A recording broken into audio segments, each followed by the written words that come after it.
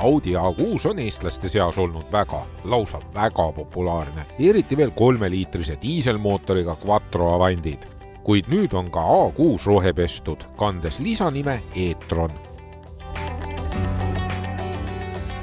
Audi on eluaeg osanud väga ilusaid universaalkerega autosid valmistada ja see uus A6 tegelikult näeb üsna hea välja. Jah, maitse asi on selle auto ninaosa ja kui aus olla, siis tegelikult selle auto disainimisel on põhirõhk olnud aerodünaamikal, kuigi seda väliselt nagu välja ei ütlegi. Aga siin ees olevad aktiivsed radiaatorivõred väidetavalt annavad umbes 10 kilomeetrit juurde sõiduulatust ja kui sellele autole valida ka veel digitaalsed peeglid, siis mis te arvate, palju umbes sõiduulatust juurde saab? No, umbes täpselt 10 kilomeetrit. Ja tegelikult see auto ei näitagi kuidagi välja, et siin oleks seda aerodünaamikat, aeromaagiat nii palju. Ja mis on kõige suurem muudatus, on see, et see auto on täiselektriline. Ja see auto on täiselektrilisena veel tagarattaveoline, mida A6 puhul ei oskakski oodata. Ja siin põhja all on täpselt see sama arhitektuur, mis on Macanilgi ehk siis 800-voldine elektriauto arhitektuur. Ja kellele tagarattaveoline auto ei meeldi, siis on võimalik seda saada ka Quattro nelikveoga. Ja muide, siit B-piilari pealt on võimalik siis teada saada, mis varustustasemes see auto on. See auto on siis A6 Avant e-tron. Oleks siin e-tron Performance, siis oleks suurem aku või siis oleks Quattro kiri veel juures, siis oleks tegemist nelikveolise mudeliga. Siin auto eesosas see must paneel, seda kutsutakse siis mustaks maskiks, et siis varjata neid hiiglaslikke tulesid. Ja kui juba tuledest hakkasin rääkima, siis päevasõidu tulede disaini on selle autol 8 erinevad, et siis iga päeva jaoks oleks uus disain ja mõni disain jääb isegi üle. Milleks seda vaja?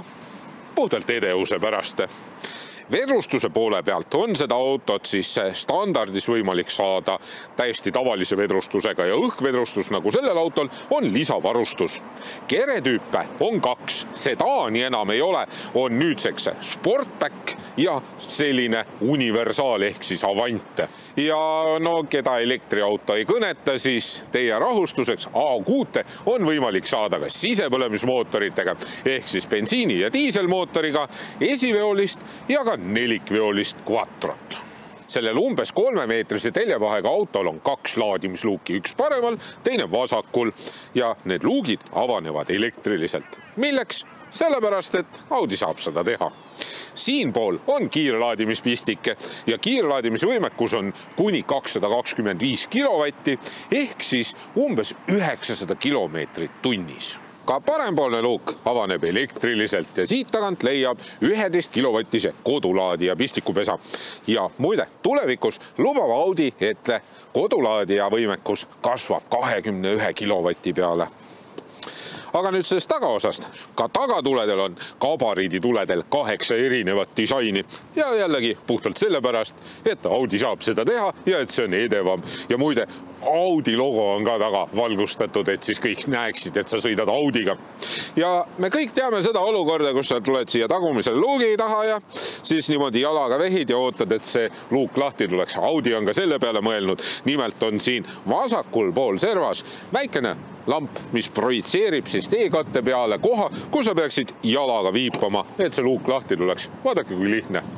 Pagasiruumi mahuks öeldakse 507 liitrit, ehk siis peaaegu 70 liitrit väiksem kui kõige ligi lähedasemal konkurendil, ehk siis BMW i5 Touringul. Audi puhul on see hea, mulle väga meeldib, et see katteruloo sõidab ise eest ära, et sa saaksid lihtsalt ja mugavalt kõik asjad siia pagasiruumi panna, 2 kotikinnituskonksu, seljatoed saad 40-20-40 suhtes alla klappida. Siin põhjakatte all on ka veel natukene ruumi, et mõned väiksed asjad sinna panna, külje peal on ka väiksed taskud, seega kõik eluks vajalik olemas. Ja üks oluline asi veel, selle elektriautoga on võimalik ka haagist vedada ja üsna korralikku, sest maksimaalseks veovõimeks märgitakse 2,1 tonni. Ja samamoodi jalaviipega saad luugi kinni panna, aga kui sa kuuled, et see niimoodi piuksuma hakkab, siis see tähendab seda, et sa pead autost lihtsalt eemale jalutama ja su luuk lähebki kinni. Elektrilisel A6-l on 2 pagasiruumi ja see esimene on täpselt nii suur, et siia mahuvad kõik laadimistarvikud ära ja iseenesest saad sa seda avada kas salongist või siis edevamalt liigutades kätt lihtsalt siit eest üle. Ja kohe näetegi, kui parajalt suur see pagasiruum on. Laadimistarvikud mahuvad ära ja tegelikult kui väga tahaks, siis siia mahutaks ka ohutuspaketi ära. Kõik on ilusti tihendatud, seega niiskust siia sisse ei tule. Proovisõiduks on baasmudel Audi A6 e-tron. Sellel tagaveolisel A6-l on 83 kWh 800 voldine akupakk, millest kasutatav 75,8 kWh. Võimsuseks märgitakse 240 kW ja 435 Newtonmeetrit. Selle õhkvedrustusega A6 on üllatavalt dünaamiline ja ma poleks uskunud, et A6 nii loogilise ja nii hea pidamisega on, aga eks see suuresti tuleb sellest, et kogu see raskuskese on võimalikult maad ligi veetud ja see auto on tagaveoline ja kõik tagaveolised autod on väga loogilise juhitavusega ja seda tagavedu ei maksa üldse karta. Siin on nii suured rehvid ja pidamist on väga palju, et kurvides on see auto maa küljes väga hästi kinni. Piduripedaali tunnetus suurepärane, väga mõnusalt, lineaarselt toimib kõik kogu see pedaal, kui peale vajutad ja hästi kiiresti ammustab seda hoogu maha. Küll aga ma ei ole nii õnnelik selle roolisüsteemi üle. Jah, see on täpne, see on kiire, aga see on selline tunne, nagu see oleks kliistripotti pandud, ehk siis isegi kõige jäigemas seadmes on see hästi selline kerge ja vedel, natukene nagu kummipaela otsas justkui ja null tagasisidet, mitte midagi ei anta rataste tegevusest teada. Ehk siis, kui sa otsid ikkagi autot, millega kurvilise tee peal oleks lõbus ja mõnus sõita, siis siinkohal 5. seeria universaal on kindlasti palju lõbusam auto sõitmiseks. Aga samas igapäevaseks kiirenduseks on see auto täiesti mõistlik. 0-100 tehakse 6 sekundiga. Tagaistmel on keskmist kasvu reisijale tegelikult ruumi küll, aga kuna tegemist on elektriautoga, siis on põhi tavaliselt kõrgem ja selle tõttu tuleb siin istuda natukene kükakil. Iste ise on mugav, see on parajalt pika põhjaga ja mõnusalt pehme. Käetugi on ka olemas, aga käetugi on vaakgrupile kohaselt sellise suure plastikust toopsihoidja kausiga, mis on täpselt keset käetuge ja see pärsib natukene käetoe kasutamist. Materjalid on visuaalselt ilusad, aga peamiselt kõvast plastikust. Ka uksetaskud on polsterlemata, see tähendab seda, et seal kipuvad asjad natukene kolisema. Äge on see, et sellele autole on paigaldatud suur klaasist katust, mis on nutiklaasiga, ehk siis nupuvajutusega saad selle piimjaks muuta ja nupuvajutusega selliseks, et sa näed siit laest läbi ka. Siin on olemas 2 USB-C laadimispesa, siis on oma kliimapaneel ja istmesoendused. Ja mis mulle väga meeldib, on see, kuidas nad on lahendanud siin tagumistel istmetel Isofix kinnitused. Nimelt on siin sellised plastikust luugid, mis sõidavad istme sisse üles ära, et need ei kaoks ära ja et oleks siis võimalikult lihtne ja mugav Isofix kinnitustele ligi pääseda. Ja Isofix kinnitusi on selles autos 3, 2 tükki siin taga äärmistel istmetel ja 1 siin ees kõrval istmel. Ja muide, kui siin oleks vaja 3 reisijat vedada, siis siin taga keskel on iseenesest ka üsna mugav istuda. Jah, istme põhi on keskelt natukene kõrgem, aga pearuumi on küllaga, põlveruumi on ka küllaga ja see kardaanitunnel, mis siin on, see on üsna selline lai, aga madal. Disaini mõttes on Audi justkui leidnud kesktee BMW ja Mercedese vahel, ehk siis natukene konservatiivne, natukene futuristlik suurte ekraanidega ja hästi palju on selles autos läikivaid materjale, pindasid, kuhu peale jäävad väga kergelt sõrmejäljed. Kuna see auto on S-Line varustuses, siis siin on sportlikumad, toekamad istmed ja need on tegelikult väga mugavad, aga huvitav on näiteks see fakt, et see iste on võimalikult madalale reguleeritud ja pearuumi on siin umbes nii palju, et kui ma oleksin näiteks Karl-Erik Taukari pikkune, siis mul oleks pea vastu lage. Rool on hästi peenikene, hästi suur, selles mõttes hea, et näidikute paneeli disain ei jää rooli taha varju, aga iseenesest sooviks natukene sellist sportlikumat rooli ja need puutetundlikud nupud siin rooli peal nõuavad ka natukene rohkem tähelepanu. Mis nüüd puudutab seda näidikute paneeli disaini, siis ennem tegi Audi minu arvates kõige parema disainiga neid näidikute paneele, see oli laialdaselt reguleeritav. Nüüdseks on olukord selline, et kui sa selle auto käima paned, siis keset ekraani on üks auto, mis siis sõidab ja näitab, mis ümberringi toimub ja kiirus on küll paremini kui Mercedesel lahendatud, ehk siis siia ekraani alumisse serva toodud, aga suuremana. Aga samas tunnen ma puudust, et ma ei saa seda ekraani disaini reguleerida või siis vahetada. Mulle meeldib muidugi see, et mul on võimalik siia näidikute paneeli kuvada Apple CarPlayst Waze'i navigeerimispilte. Küll selle pildi disain või graafika tegelikult ei ole just kõige ilusam, see on natukene hägune, aga see on siin olemas ja minu arvates see on väga suur pluss. Ka klaasile projitseeritav infopaneel on tegelikult äge, see on liitreaalsusega ja siia on võimalik siis infomüraks lisada selline roheline lärakas, mis siis näitab seda, et kui täpselt sa sõidad joonte vahel ja kui kitsamaks läheb, et siis see näitab seda, et kus poolt siis kitsamaks läheb ja kuhu poole sa võiksid keerata. Õnneks saab selle välja lülitada ja siis see ei häiri sind. Kui sellel autol oleks digitaalsed peeglid, siis need peegliekraanid oleks siin uksepolstri peal. Need vajavad muidugi harjumist, aga iseenesest on see paremini lahendatud kui mõningatel teistel autodel, kus on digitaalsed peeglid. Materjalide valik jällegi visuaalselt kõik näeb hea välja, aga tegelikult on üsna palju sellist kõva plastikut ja jällegi uksesahtlid on küll kummist põhjaga, aga külje pealt on sellise kõva plastikuga. Sellel autol on ka vahepealne Bang & Olufseni helisüsteem. Mängib hästi, küll muidugi natukene kuivalt, ehk siis bass võiks veidi mahlakam olla.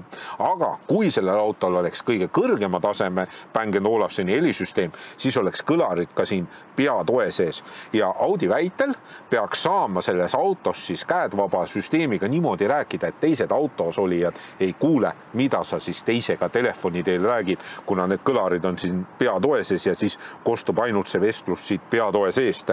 Topsihoidjad väga mõnusalt paigutatud, hästi hea koht, mitte midagi segama ei jää. Juhtmevaba telefonilaadija on ära peidetud siia ette laekasse ja sellise serva taha, kuhu sa tegelikult üsna kiiresti oma telefoni unustad, kuna sa lihtsalt ei näe seda. Laekad on piisavalt suured, piisavalt praktilised ja mis puudutab seda multimeediat, siis see vajab veidikene harjumist, aga kui sa oled seda autot, ütleme 3-4 päeva kasutanud, siis on juba kõik üsna selge. Ja siia kõrvalistuja nina ette on ka veel võimalik ekraani saada. See on lisaraha eest, aga Eesti edasimüüja näeb seda, et see saab olema üsna tavapärane Eestis olevatel autodel, kuna see tuleb lihtsalt tehnoloogiapakett 2-ga kaasa, kus on siis suhteliselt olulised asjad, nagu näiteks 360-kraadised parkimiskaamerad ja mõned muud lisad veel. Mulle meeldib ka see, et selle auto meeleoluvalgustusse on lisatud tähtis info. Näiteks see, et kui tagant keegi tuleb, siis ukse peal hakkab vilkuma tulukene, et ära tee seda ust lahti, et oht on lähemale tulemas, paned suunatule sisse, siis näiteks parempoolse suunaga sealt nurgast hakkab vilkuma roheliselt, et sees näha, et mul suunatuli töötab ja kui on ohuolukord, siis see hakkab punaselt vilkuma, nii et kõik sellised ägedad ja lahedad asjad. Ja kui üldse ohust veel rääkides, siis tagumised tuled on ka sellised informatiivsed, et kui keegi tahab sellele autole tagant otsa joosta või sõita, siis need tuled pidavad andma informatsiooni või häiresignaale. Igapäevaselt see kerge roolisüsteem tegelikult sõitmist ei sega ja pigem ma ütleks, et linna vahel sõites ongi hästi mugav, et rool on kerge, hästi mugav ja mõnus on selle autoga manööverdada. 4-ratta pööramist sellele autole ei pakuta, aga seda ei ole ka vaja. Tegelikult see auto suudab üsna hästi ennast ümber pöörata. Väljavaade sellest autost on hea, küll natukene harjumist vajab see A-piilar, sest see tungib üsna sellise suure nurga all näole ligi, aga samas ei sega väljavaadet. Küll muidugi keskmisest peeglist, kui selja taha vaatan, siis see klaas on üsna pisikene ja justkui jätab mulje, nagu sõidaks mõne shooting break tüüpi universaalkerega autoga. Lisaks on see auto hästi vaikne ja isegi nende suurte suverehvidega tegelikult on see auto vaikne. Ja ma kuulen natukene rehvimüra, aga see ei ole väsitav, see ei ole häiriv. Ka pimedas on selle autoga mõnus sõita, tuled valgustavad erksalt, laia valgusvihuga, kaugele, kaugtulesid lülitatakse kiirelt, mõnusalt ümber. Ja mis mulle veel selle auto puhul väga meeldib, on see, kuidas Audi on lahendanud regenereeriva süsteemi. Ma ei pea püsikiiruse hoidjat kasutama. Kui auto tuvastab ees oleva takistuse, siis ma võtan lihtsalt jala kiirendi pedaali pealt maha ja auto ise reguleerib siis regenereeriva pidurdusega, kui palju, kui efektiivselt on vaja siis hoogu maha võtta. Minu arust üks suurepärane lahendus. Küll aga ma ei ole selle auto puhul rahul väga selle iseroolimissüsteemiga. Ja puhtalt sellepärast, et see auto kipub natukene tee peal vingerdama ja minule ei meeldi, kui rool siin käe vahel edasi-tagasi kõigub. Seega ma enamasti lülitasin selle süsteemi välja kohe. Mis puudutab nüüd selle auto parkimiskaameraid, siis kontsernile kohaselt on selle pilt hägune ja natukene katkub, ehk siis seda saaks tegelikult paremini teha. Mulle meeldib muidugi see, et Audi on hästi mugavalt teinud erinevate sõidu- ja ohutusabiliste väljalülitamise. Vajutad siit keskkonsoolist nuppu ja siis saad siia ekraani peale tegelikult ise programmeerida, missuguseid abilisi sa tahad kiiresti ja mugavalt välja lülitada. Jällegi väga hea lahendus. VLTP standardi järgi peaks saama selle auto akutäiega peaaegu 600 kilomeetrit sõita ja energiatarbimine siis sellel autol on 100 kilomeetri kohta natukene üle 14,4 kilovatt-tunni ja 16,6 kilovatt-tundi oli siis maksimum tarbimine VLTP standardi järgi, aga me kõik teame, et see standard on tänapäeval pigem selline, nagu kunagi oli sisepõlemismootoritega net standard, ehk siis seal on hästi palju õhku. Ja siin nulli lähedaste temperatuuridega sõitsin mina reaalselt 21,4 kilovatt-tundi 100 kilomeetri kohta, mis siis teeb arvutuslikult veidi alla 400 kilomeetri akutäiega. Ja mis puudutab nüüd selle auto hinda, siis 68 000 eurot on baashinnaks ja sellisel juhul sa saad selle Sportbacki ehk siis luukpära versiooni. Ja Avantkere puhul ehk siis universaali puhul tuleb paar tuhat eurot rohkem maksta. Selline proovisõiduauto, mis on mõistlikult varustatud, maksab umbes pisut üle 95 000 euro. Ja kui ma nüüd võtan siia võrdlusesse BMW i5 Touringu, siis see maksab umbes 10 000 eurot rohkem kui Audi A6 e-tron. Ja kuna tegemist on elektriautoga, siis siin on mootorsõiduki maks üsna soodne. Registreerimise eest tuleb maksta 870 eurot ja aastase kasutamise eest tuleb maksta umbes 142 eurot. Audi oskab endiselt teha väga ilusaid universaalkerega autosid. Elektriline A6 sõidab Audile omase kindlusega, aga üllatavalt dünaamiliselt. Kuid puutepaneelid ja multimeedia vajavad harjumist nagu enamustel uutel autodel.